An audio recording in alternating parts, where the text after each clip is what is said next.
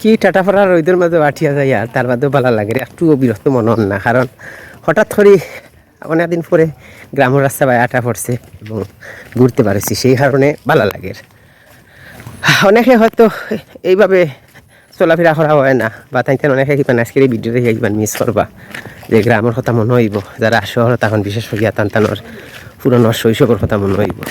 গ্রামের রাস্তা বা আটিতে খান্না ভালো লাগে, কিন্তু গত কয়েক বছর ধরে দেখা গেছে যে গ্রাম টুকাইও হওয়া যায় না, কারণ আমি নিজেও এখন গ্রামের মানুষ, গ্রামও ঘুরতে পারছি।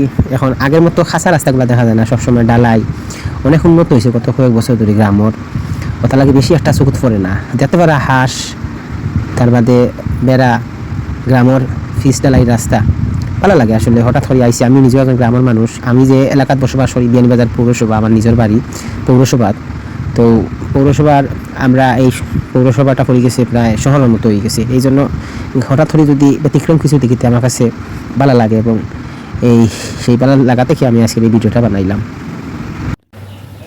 সারাদিন খাইলাম, আজকে পবিত্র জুম্মার নামাজ আমি আর মাহিন ভাইয়ে একসাথে আদায় করছি, সারারে জুম্মা মুবারক জানাই।